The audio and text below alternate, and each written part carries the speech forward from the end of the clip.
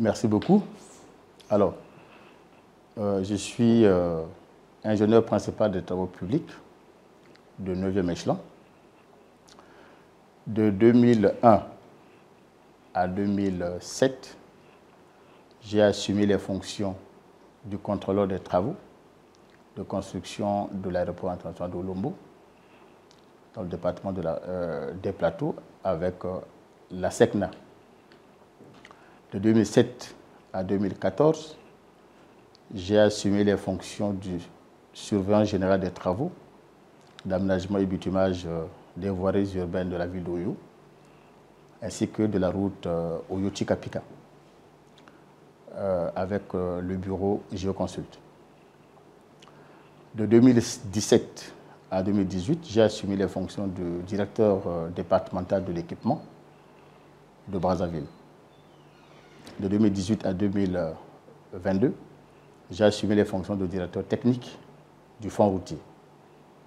Et depuis le 10 mai 2022, j'assume les fonctions du directeur général du bureau de contrôle du bâtiment et des travaux publics en cycle BCVTP. Mais non, vous allez constater que de 2001 à 2024, c'est quand même autour de 23 ans de métier non-stop. Donc c'est un secteur que nous maîtrisons bien et nous sommes là dans notre domaine.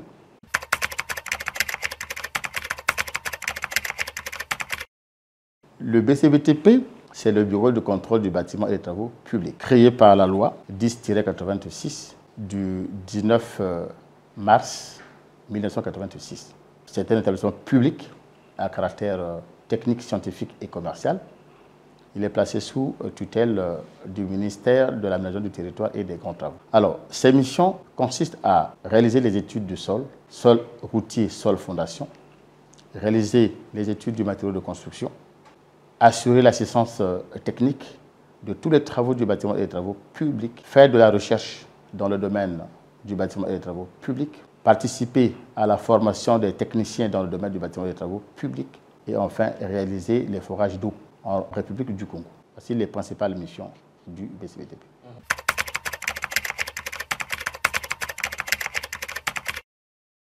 Le premier document, c'est la loi. Nous avons la loi 16-88 du 17 septembre 1988 qui institue le contrôle obligatoire des ouvrages du bâtiment et des travaux publics. Ça, c'est le premier document. Et cette loi est complétée par le décret 2022-238 du 4 mai 2022, fixant les modalités de mise en œuvre du contrôle technique des ouvrages du bâtiment et des travaux publics. Dans cette loi, en son article 4, il est clairement dit que en République du Congo, le contrôle technique est assuré par le BCVTP ou par un autre bureau privé, mais agréé par l'État. Donc, ce sont les deux documents qui nous permettent de faire du contrôle en République du Congo.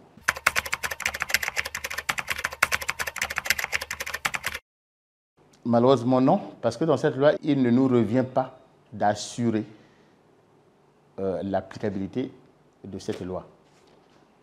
Plutôt à l'administration de la construction de faire appliquer cette loi. Nous ne sommes qu'un instrument de l'État qui est consulté pour le suivi de ces travaux.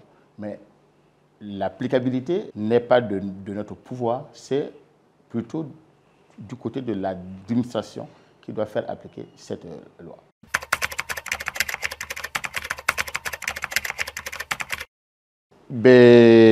Les défis, c'est que beaucoup de maîtres d'ouvrage n'appliquent pas cette loi. Donc, beaucoup de bâtiments, beaucoup de travaux sont réalisés sans la présence du contrôleur. Et cette façon de faire remet en cause la qualité des ouvrages sortis, que ce soit du côté des bâtiments ou du côté des travaux publics. Certains maîtres d'ouvrage font fi de cette loi. Et les conséquences, c'est que nous avons des ouvrages qui ne sont pas de qualité. Et nous faisons du surplace parce que lorsque le contrôleur n'est pas présent, la qualité du travail qui sort n'est pas fiable. Et donc, c'est un risque que nous courons. Et je crois qu'il est temps pour nous, avec tout ce que nous connaissons un peu par-ci, par-là, de faire appliquer cette loi. Le contrôleur est obligatoire pour un certain nombre d'ouvrages.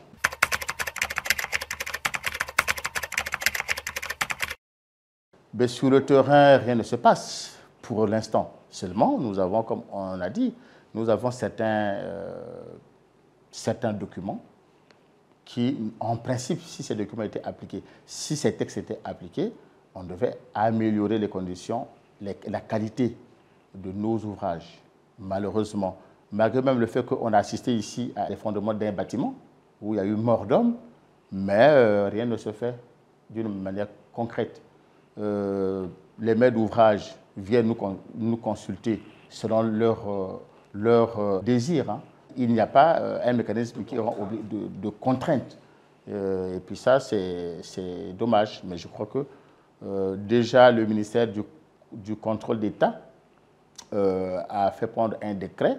On attend les textes d'application qui, nous, dans le domaine qui est le nôtre, qui fait du BCBTP une inspection des travaux. Donc normalement, si les textes d'application étaient sortis, en ce moment, nous, on devait avoir la possibilité d'aller d'une manière inopinée contrôler ce que les gens sont en train de faire, surtout les entreprises privées qui ont bénéficié des paiements de l'État. On doit quand même savoir quelle est la qualité des travaux qui sont en train de se faire là-bas. Souvent, les maîtres d'ouvrage délégués pensent que se faire accompagner par un contrôleur, c'est un gaspillage d'argent. Parce que même en dehors du contrôleur, il y a le volet études, parfois qui n'est pas réalisé, parce que nous faisons les études.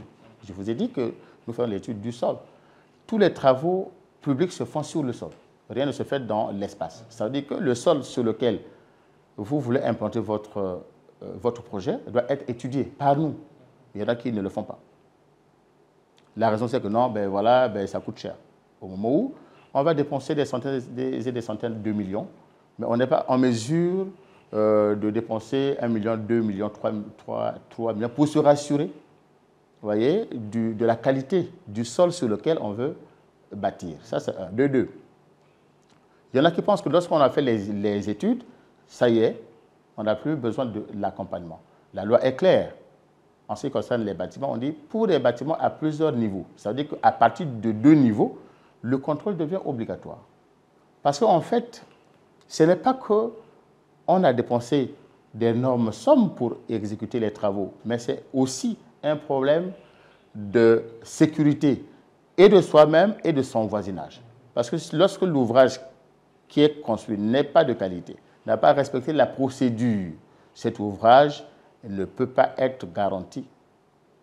La stabilité de cet ouvrage, la sûreté de cet ouvrage n'est pas garantie. Et donc, on constitue là un danger que normalement les pouvoirs publics devaient chercher à régler. On devait contraindre cela. Donc, je crois qu'il y en a peut-être, on peut dire que c'est peut-être l'ignorance, mais vous avez constaté que la frange de la population qui construit ce genre d'ouvrage est une frange quand même assez aisée. C'est des gens instruits, c'est des cadres, donc on dit nul n'est censé ignorer la loi. Donc, je crois que les gens font exprès parce que nous, parfois aussi, nous voulons un peu de la chicotte pour se mettre au pas. Je crois que c'est un peu l'absence de cette chicotte qui fait que les gens font ce qu'ils veulent.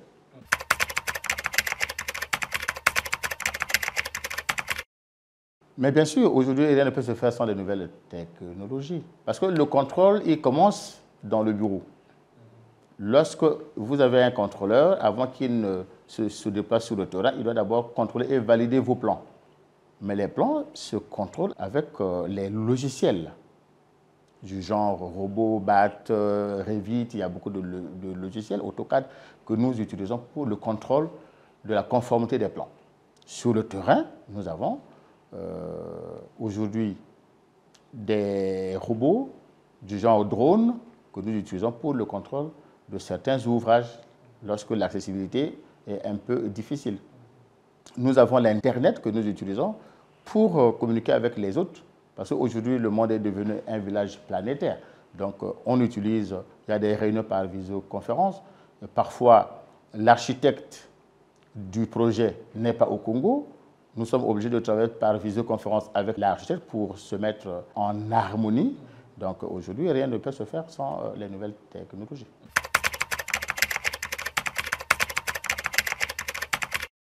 Nous avons la loi 33-2023 du 17 novembre 2023 portant gestion durable de l'environnement en République du Congo. Aujourd'hui, tout projet de construction pour être validé par le ministère concerné doit intégrer obligatoirement l'étude d'impact environnemental. Et de toutes les façons, dans nos équipes de contrôle, nous avons un spécialiste en environnement qui intègre les équipes du contrôle. Voilà, donc ça c'est une question non négociable. De toutes les façons, nous sommes contrôleurs, mais l'administration qui valide le projet, ce n'est pas nous. Pour le cas des bâtiments, c'est l'administration de la construction. Lorsque le projet de construction n'a pas une composante étude d'impact environnemental, ben, le projet est rejeté.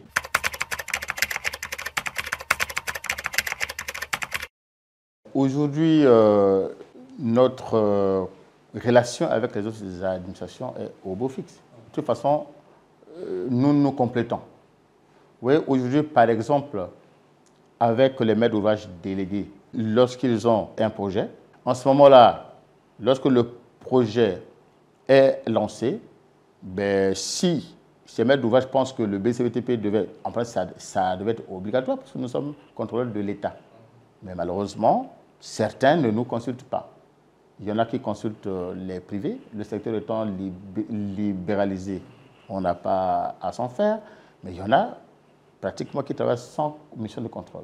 Mais en ce moment, on nous envoie une notification pour dire tel projet, vous allez être contrôleur. Mais nous travaillons. L'administration de la construction, la composante étude du sol est obligatoire aussi dans la validation des projets. Donc en ce moment-là, nous travaillons aussi avec ceux de la construction, avec les architectes, les bureaux privés, puisqu'il y en a, les entreprises privées qui viennent pour faire un certain nombre d'études chez nous, parce que n'oublions pas que le BCT a un grand laboratoire et c'est pratiquement le premier et le mieux équipé du pays. Et donc de temps en temps, nous recevons tout le monde, les bureaux d'études privés, les entreprises privées, les administrations qui veulent travailler avec nous. Donc on peut dire à ce niveau que nos relations sont vraiment bonnes avec les autres administrations, le ministère de l'Environnement, tous les ministères. En principe, tous les ministères, tous les secteurs de la vie nationale qui ont des projets de construction devaient s'adresser à nous pour notre accompagnement, que ce soit sur le volet études ou que ce soit sur le volet contrôle.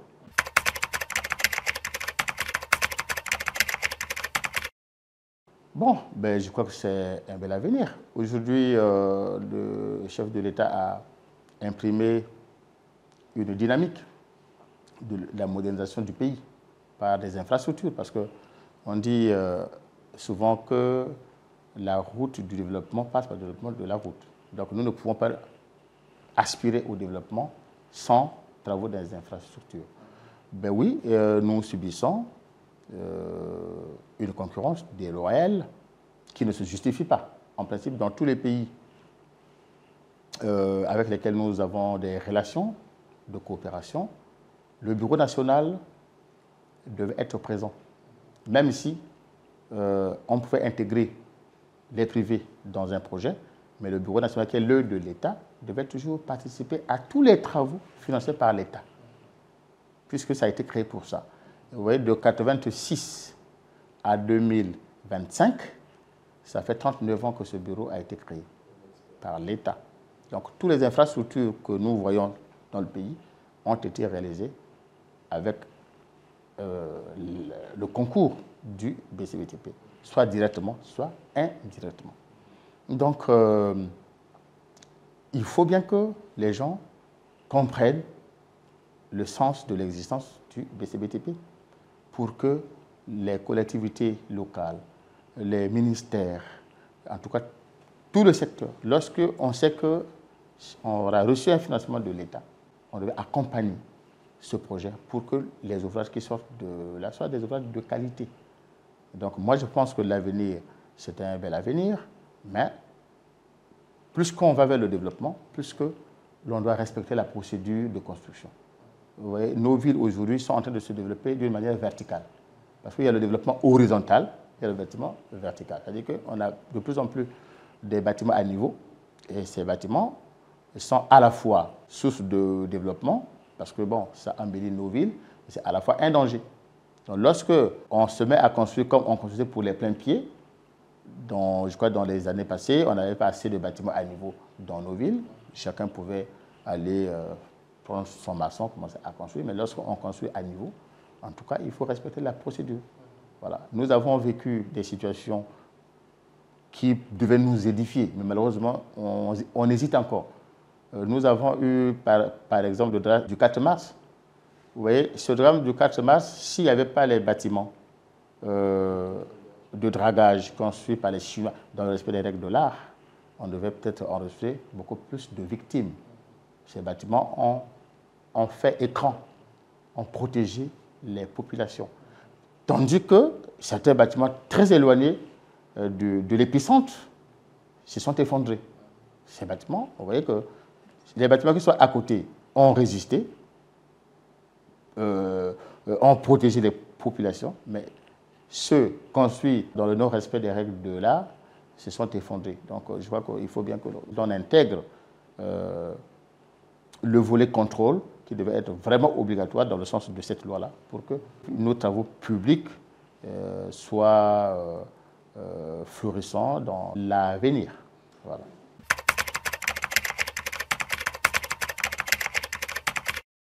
Je les encourage à faire le métier, mais je leur demande d'être rigoureux dans leur travail. Il faut qu'ils oublient l'envie du gain facile. Parce que dans notre domaine, on ne triche pas. Lorsque vous faites passer une erreur, mais cette erreur, c'est sûr, va vous rattraper. Et donc, je ne peux que leur souhaiter une bonne chance, mais à condition qu'ils soient rigoureux, qu'ils ne rentrent pas dans la corruption pour faire passer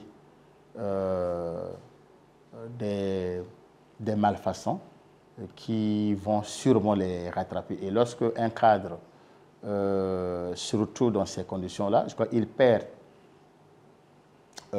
toute sa carrière, puisque nous avons connu ici certains cadres qui ont fui même le pays parce qu'ils se sont retrouvés dans une situation où on a été maître d'œuvre, le bâtiment s'est effondré. Tout de suite, c'est le maître d'œuvre qui est. Et certains se sont retrouvés en prison parce qu'ils ont raté leur projet. Donc, c'est ce que je peux dire aux jeunes. Je les encourage parce que nous sommes dans un pays encore jeune qui va encore se construire. Je vois qu'il y a encore beaucoup des infrastructures à construire dans le pays. Donc, j'encourage les jeunes à faire le métier des travaux publics et pour que notre pays se retrouve avec une main-d'œuvre assez importante.